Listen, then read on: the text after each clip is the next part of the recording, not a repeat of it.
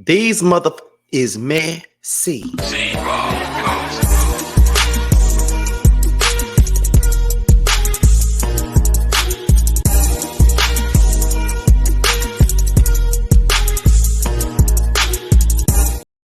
And what's going on, y'all? This be your boy Scotty by Nature TV, and we're here for a brand new review of Basketball Wives Orlando Season 1, Episode 3. Now, before we get into the review, let's talk about what we got coming up on the horizon.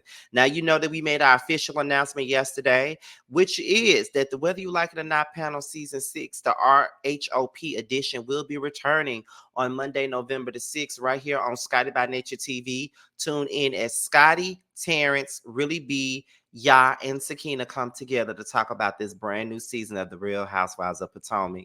Then tune in tomorrow night for the Chasing panel. As you know, Chasing Atlanta returns Wednesday night. And of course, we will be going live soon after the show is over. And also on Friday, don't forget about Boys Night Out. We'll be returning for our 5th episode. And you know, we're going to talk about some movies, some music, honey, some celebrity gossip, and all things gay. So make sure you guys tune into that. And then on Saturday is the Love and Marriage Huntsville live review. And then on Sunday, we'll be going live from Josiah's World TV's page to do the Basketball Wives panel. Okay, so make sure you guys tune into that. So with that being stated, that's pretty much all that we got for the church announcements. So let's go ahead and get into the to the Basketball Wives Orlando review. Now we're gonna start this thing off with Nick and Mulan. Now Mulan tells Nick about what happened with Danielle and Mackenzie and how Danielle was acting towards her and things of that nature. And Nick basically said she doesn't really agree with the way that Danielle was, coming at Mackenzie from based off of what she heard.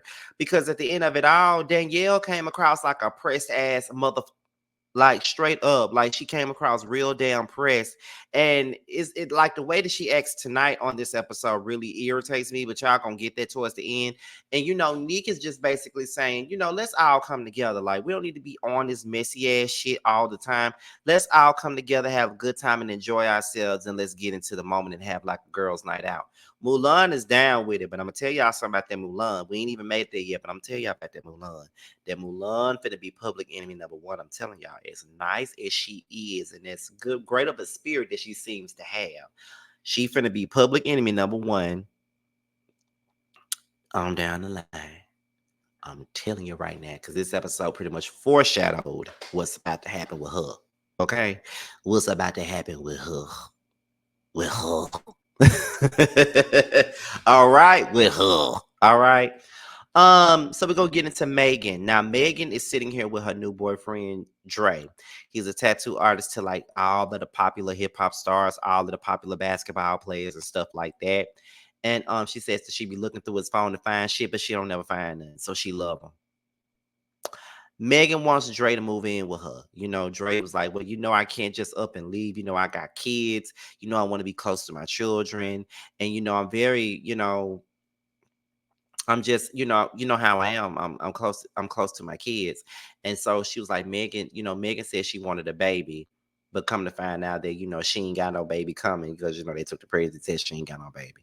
And then he was basically saying, okay, you want a baby, but, I'm very family oriented and you're not. And Megan agreed that she wasn't because, Megan doesn't have the best relationship with her mom.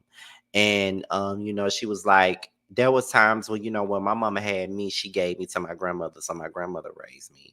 And then, as I got older and I got a little bit of fame, it was a time where I didn't talk to my mother for like what she say for like a year and some change, and probably 2 years. And when she found out that Megan was going to one of Diddy's parties, she was like, well, can I be your plus one? Like, girl, like, you don't talk to me any other time, but you coming to me to talk about a damn party with Diddy. Like, girl, bye, and I don't respect parents like that because, my mom was raised by her grandmama too, from 6 weeks old on up. And what I hate about stuff like that is they don't raise you, but then they want to act like they like the world's greatest mama. Like, girl, get the fuck up out of here. Like, there ain't even the tea that you own. Like, we see you for what you do. We see you for your work, Sonny. Like, go somewhere and sit down. Dre encourages Megan to have that relationship, but Megan feels like she's being forced. She said that she's gonna go ahead and try to work it out with her mama for the sake of Dre, but at the same time, she feel like she being forced, and she kind of is being forced. You can't tell nobody how to solve their issues with their family. You don't know why they act the way they do or why they do the things that they do. You know, it could be a reason for that. It could be a reason why Megan don't want to with her damn mama. It got to be a reason for that. Don't you realize that? But okay, you know. So then Mulan and Mackenzie, they discuss Danielle. And Max says that I'm not a side chick. I don't know where Danielle came from. Like, she wasn't with him when I got with him is based on what I know. So I don't know. Like, but for her to call me a side chick and for her to be acting the way that she was at Ashley's thing, that's what Rashad did not want. He didn't want her to be acting like that with me, but that's what she did. And so Milan says, well, I feel like this, with Danielle showing all those messages, with Danielle feeling some type of way about all of this, it could be a possibility that he was still messing around with Danielle at the time that he got with you. And so McKinsey was like, well, no, I don't believe that he was doing that. Why don't you believe that he was doing that, girl? It was pretty obvious that he was. Like, I don't know why you think that you were so damn special that he didn't fuck around on you. I'm just being honest here because I don't know how to. She thought that that was the case here because no, he wasn't so damn faithful that he didn't fuck with you no more, or he didn't fuck around on you. It wasn't that he was messing around on you. No, he was messing around on Danielle and got with you. So I don't know what you talking about. And then she was telling how Danielle found out how he posted her and him on his story, and ever since then, Danielle been after her. Milan thinks that Rashad might be lying to Mackenzie about some stuff, and I totally agree with that. We get into Tony and Ashley. It's not that scene really is like filler. Like, we basically found out that our son has autism and what his struggles are with it, and how it takes an emotional toll on her. And then, we see neat content creating and things like that. So then we get into, Danielle and Megan, they start discussing Mackenzie once again.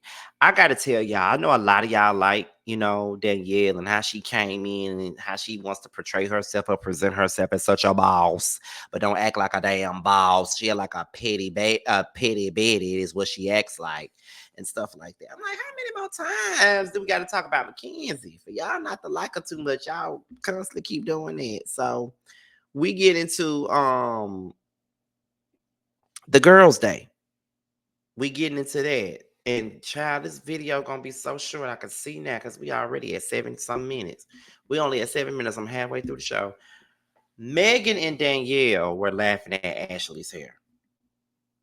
They don't know what was going on with her head. They were talking about her having like the little extension, like, dreadlocks on her head. Like, they just being complete. Like, I'm sorry. I know that Ashley fake as hell. I know that. But Morgan and Danielle were being complete bullies. I don't care. They were being bullies in that situation because the way that they were acting, they did not have to do all that.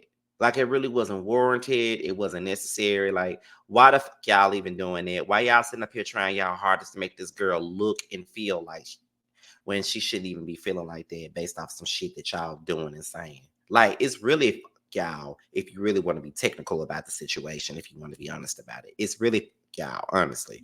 Because why y'all doing all that? It ain't necessary. It ain't worth it. Why y'all doing it?